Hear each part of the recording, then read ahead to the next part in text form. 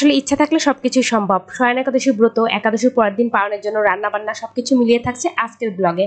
রাধে রাধে সবাইকে, কেমন আছেন সবাই? আমরা তো খুব ভালো আছি।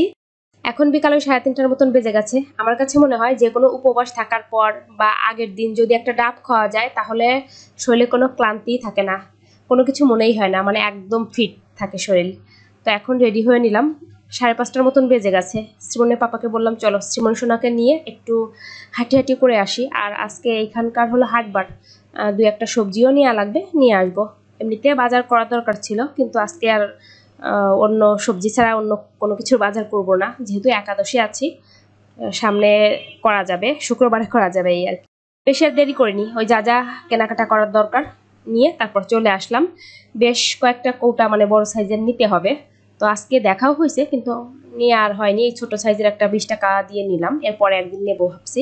সবজি বলতে ওই বরবটি, তারপর হলো মিষ্টি কুমড়া, গাজর, তারপর আমরা, এই তো।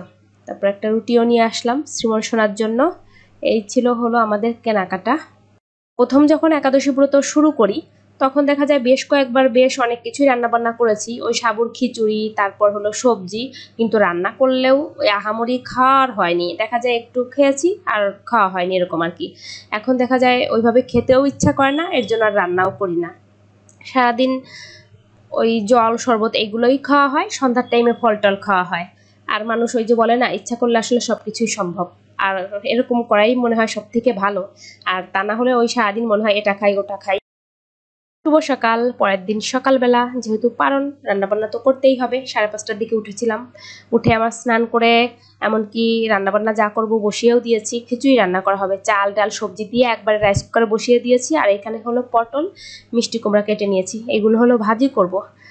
তো প্রথমে এগুলো ভাজি করে নেই, আর ভাজি করতে করতে রান্না হয়ে যাবে, মানে চালটা সিদ্ধই হয়ে গেছে প্রায়, এই আর কি।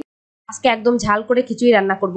বেশি করে গোটা মরিচ দিয়েছি, সোমবার দেওয়ার পর শ্রীমন সোনার জন্য তুলে তারপর হলো মরিচ ম্যাশ করে দেবো, হয়ে যাবে। পটলটা ভালো করে ভেজে নিলাম, তুলে নেব।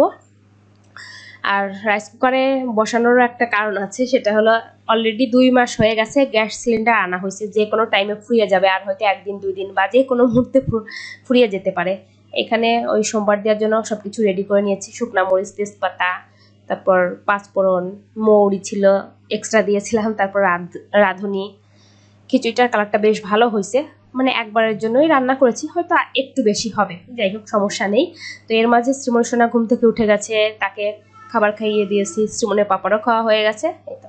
আমি খাওয়ার পর একটু ছিল, মায়ের কথা ভীষণ মনে পড়তেছিল, কারণ মার তো আসার কথা ছিল। আর বাড়ি থেকেই বলেছিলাম মা আর আমি যে এরপরে শয়ন একাদশী যখন পড়বে তখন বাসায় থাকবো, একসাথে করব।